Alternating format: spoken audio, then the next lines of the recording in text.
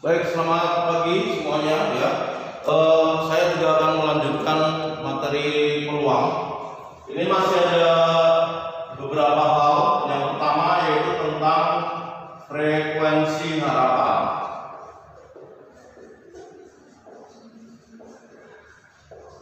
Atau disingkat dengan FH ya. Frekuensi harapan ini digunakan untuk menghitung kemungkinan dari sesuatu kejadian yang akan muncul untuk jumlah objek tertentu ya. Jadi frekuensi harapan ini dicari dengan peluang dikalikan dengan banyaknya kejadian. Jadi N ini adalah banyaknya kejadian. Maka kita bisa memperkirakan dari suatu objek yang kita teliti peluangnya berapa, kemudian nanti harapan yang diinginkan, yang ditanya adalah bisa kita hitung dari bentuk ini ya. Misalnya contoh yang pertama,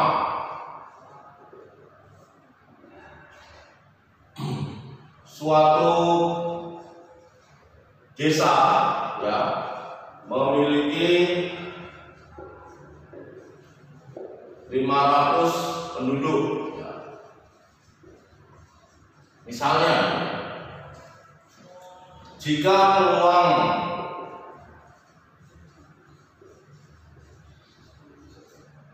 seorang warga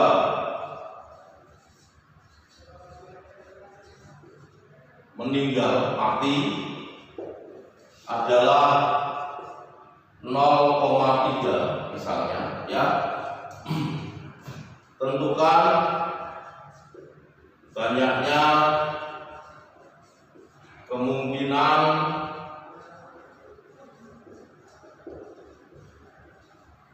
A penduduk yang mati, yang B adalah penduduk yang hidup. Nah, ini kegunaan dari frekuensi harapan itu adalah mencari kemungkinan dari sesuatu yang kita teliti. Misalnya di sini kita meneliti suatu desa yang isinya adalah 500 orang, 500 penduduk. Kemudian ada keterangan setelah dilakukan penelitian tentang peluangnya, maka dikatakan bahwa peluang seorang warga mati itu adalah 0,3. Nah, dari sini kalau peluang warga mati meninggal itu adalah 0,3, maka peluang warga hidupnya adalah 1 dikurangi peluang warga itu mati. Berarti 1 dikurangi 0,3 didapatkan 0,7 ya. Kemudian pada kesempatan ini di dalam soal nomor 1 yang kita teliti adalah 500 warga. Berarti N-nya 500. Sehingga nanti kemungkinan dari 500 warga itu penduduk yang mati ada berapa? Ini adalah frekuensi harapan. Karena yang ditanya kemungkinan penduduk yang mati, maka peluang mati dikalikan dengan N. Peluang matinya adalah 0,3 dikalikan 500. Ini adalah 3/10 kali 500. Kita coret ya. Berarti didapatkan 150 orang. Nah, jadi dari 500 orang itu yang kita teliti, tentunya penelitiannya dalam kurun waktu tertentu, tetapi saya tidak cantumkan di sini. Ini adalah kita teliti dalam kurun waktu tertentu. Ini diperkirakan dari 500 orang dalam kurun waktu tertentu yang akan meninggal adalah 150 orang. Nah, kemudian yang B, berapa yang hidup?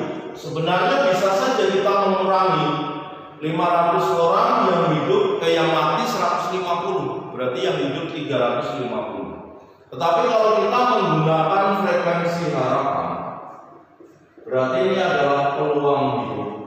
dikalikan dengan N. Peluang hidupnya 0,7 dikali 500. Nanti kalau dihitung adalah 350 orang.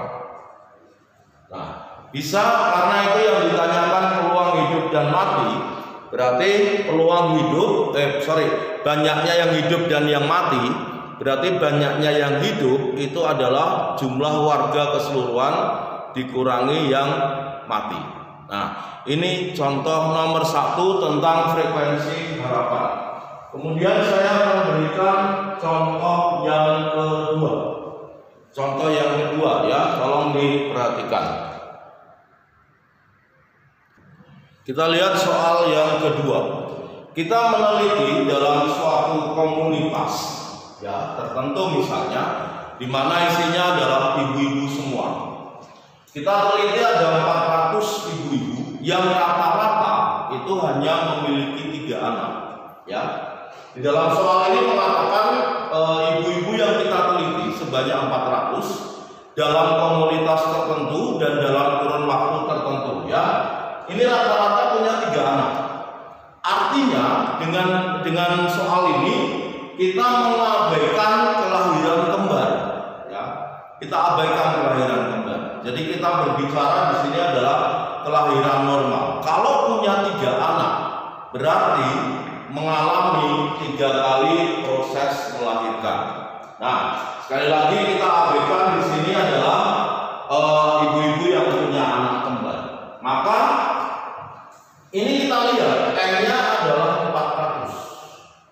400 ibu-ibu yang kita sayang ya. Kemudian kalau kita berpikir proses kelahiran itu hanya memiliki 2 kemungkinan. Sekali kelahiran itu hanya 2 kemungkinan. Kalau tidak laki-laki, perempuan, ya kan? Kelahiran kedua juga sama. Kalau tidak laki-laki, perempuan. Jadi sekali proses melahirkan itu ada 2 kemungkinan. Jadi sama dengan kita berbicara koin.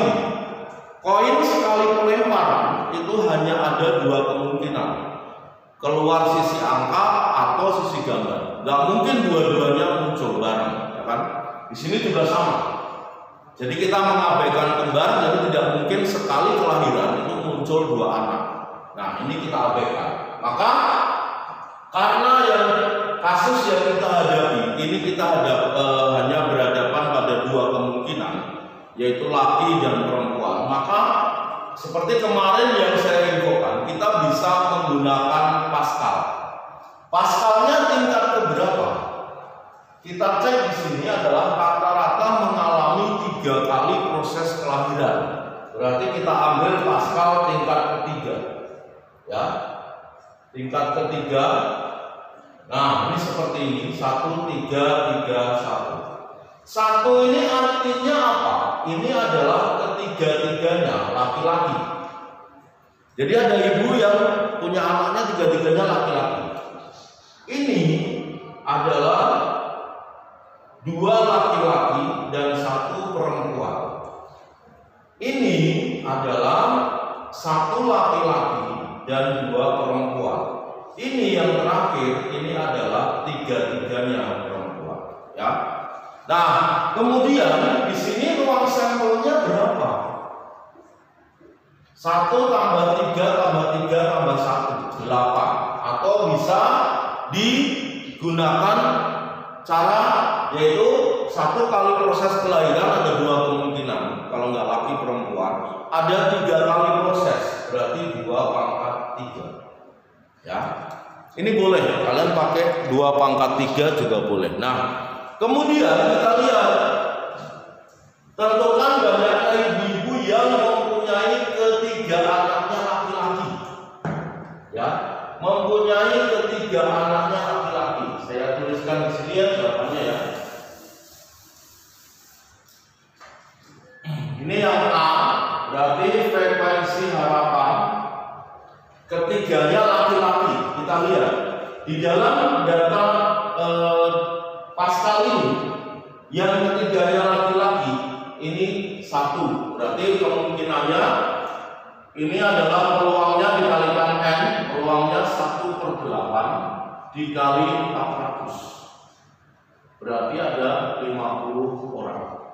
Nah, jadi dari 400 itu yang kira-kira mempunyai ketiganya anak laki-laki itu ada 50 orang, ibu-ibu ya. Kemudian yang B mempunyai 2 anak laki dan 1 perempuan. 2 anak laki dan 1 perempuan. Berarti di sini 3 ya kan? Maka frekuensi harapannya adalah 3/8 dikali 400. Jadi kalau kita sederhanakan 50 kali 3 150 orang. Maka kemungkinan yang mempunyai 2 anak laki dan 1 perempuan itu ada 150 orang. Yang C, minimal 1 anak perempuan. Kita lihat di sini harus ada minimal 1 P. Berarti yang ini nggak boleh. Yang boleh hanya ini 1 perempuan, ini 2 perempuan boleh, ini ketiganya perempuan boleh. Karena minimal harus 1 anak perempuan. Ini ada berapa? 3 tambah 3 tambah 1 berarti 7. Jadi ini adalah 7 dibagi ruang sampel dikali 400. Jadi 350 orang. Minimal 1 anak perempuan. Nah, ini berkaitan dengan frekuensi harapan. Jadi sebenarnya intinya adalah frekuensi harapan itu adalah peluang dikalikan dengan banyaknya percobaan. Percobaan yang kita teliti. Tadi yang contoh pertama kita meneliti 500 orang, contoh kedua kita meneliti 400 ibu-ibu ya. Nah, misalnya nanti pada saat kita melempar dadu, bisa nggak dicari frekuensi harapan? Bisa saja. Dadu kita lemparkan tidak hanya sekali, ya, tidak hanya sekali. Misalnya dilemparkan 216 kali, ya jangan berpikir tidak ada kerjaan ya. 216 atau 36 kali. Nah, kalian tinggal mengalihkan dengan banyaknya percobaan yang ada, ya. Ini tentang frekuensi harapan. Mudah-mudahan kalian paham. Lalu saya lanjutkan dengan peluang kejadian bersyarat.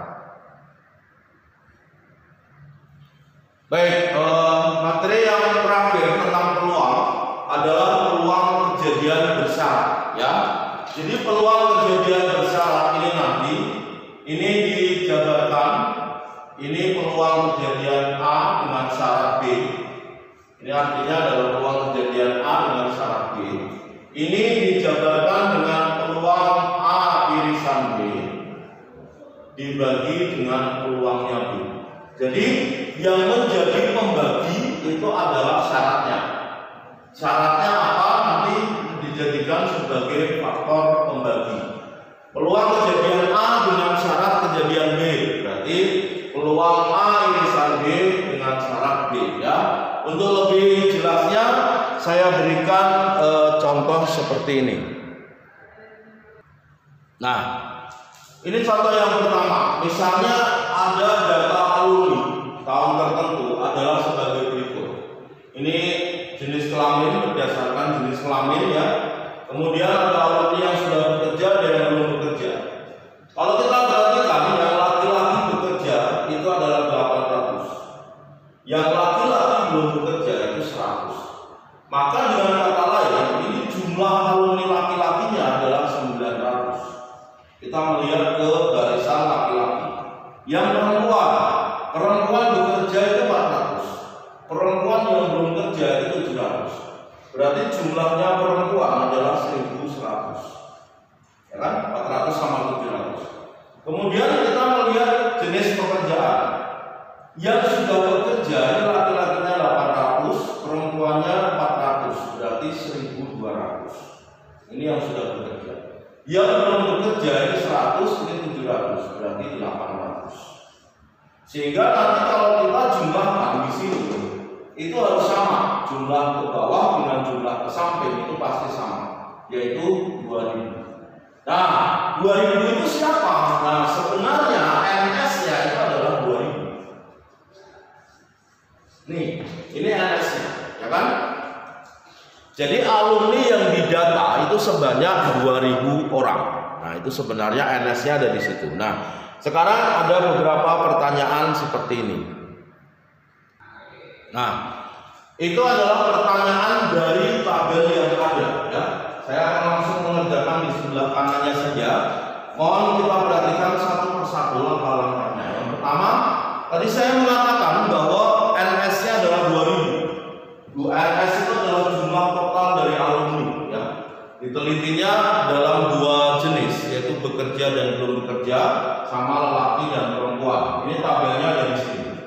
Kalau yang pertama ditanyakan peluang alumni laki-laki, maka karena yang ditanya hanya peluang alumni laki-laki, berarti abaikan apakah dia sudah bekerja atau belum. Kita melihat yang laki-laki saja. Ada berapa? 900. Berarti ini 900 dibagi 2000. Ini kalau disederhanakan 9/20, ya kan? 9/20. Ya, atau ini menjadi berapa ya? Kalau dibagi 2 lagi ini 4,5, ini 10, berarti 0,45 ya. Betul? Ya. Itu adalah peluang alumni laki-laki. Lalu peluang yang bekerja. Kalau yang ditanya peluang yang bekerja, berarti abaikan jenis kelamin. Lihat saja yang bekerja. Ada berapa? 1200. Berarti 1200 dibagi 2000. Ini saya coret. Adalah 12/20 itu 6/10. Ya kan? Berarti menjadi 0,6. Nah, lalu yang C, peluang laki-laki yang bekerja, maka memperhatikannya adalah kolom laki-laki dan kolom yang bekerja. Berarti ada di sini. Ini adalah laki-laki yang sudah bekerja. Berarti 800 dibagi 2000. Ini kita sederhanakan. 8/20 itu menjadi 4/10 adalah 0,4.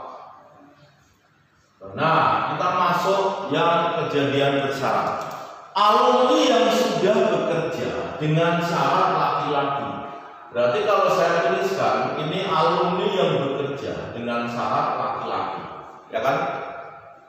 Maka adalah peluang alumni bekerja dan laki-laki dibagi dengan peluang laki-laki, karena syaratnya adalah laki-laki.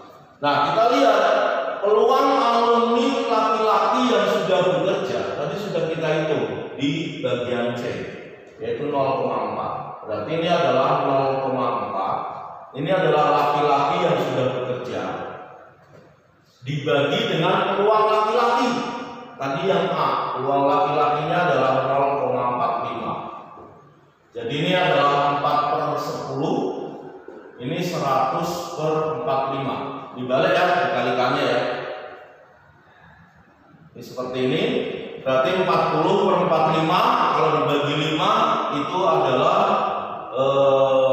berapa dibagi 5? Ini saya bagi 5. Ini 2, ini 9. Berarti dapatnya 8/9.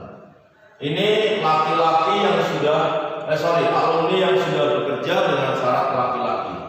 Yang E, alumni yang bekerja dengan syarat perempuan.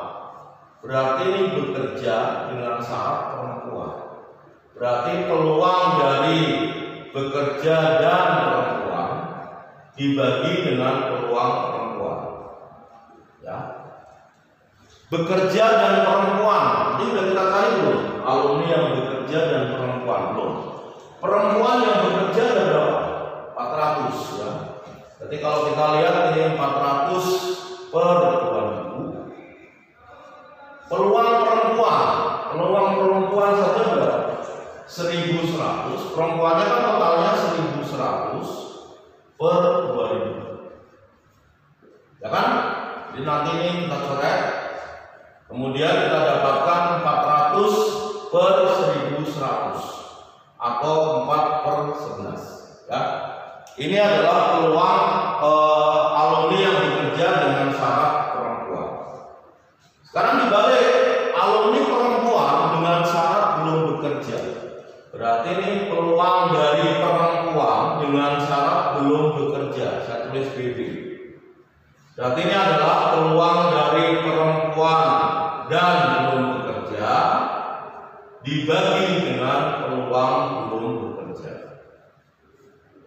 Perempuan dan belum bekerja, berarti lihat bagian belum bekerja dan perempuan ada 700, sehingga ini adalah 700 per 2000. Yang belum bekerja sendiri ada berapa? 800. Berarti ini per 800 dibagi 2000. Nanti kita coret, berarti hasilnya 7 per 8. Nah, ini adalah contoh dari peluang kejadian bersyarat. Jadi ada peluang ini dengan syarat demikian. Itu caranya adalah dicari dulu irisannya, peluang irisannya, kemudian dibagi dengan peluang syaratnya. Ya, baik. Demikian untuk materi peluang. Saya sudah selesaikan sampai di sini. Jadi ini yang nanti kalian harus persiapkan untuk menghadapi PAS. Ini sampai dengan peluang kejadian bersyarat. Ya. Kemudian kita nanti di pertemuan berikutnya kita akan coba masuk ke materi yang belum, yaitu dimensi 3. Ya.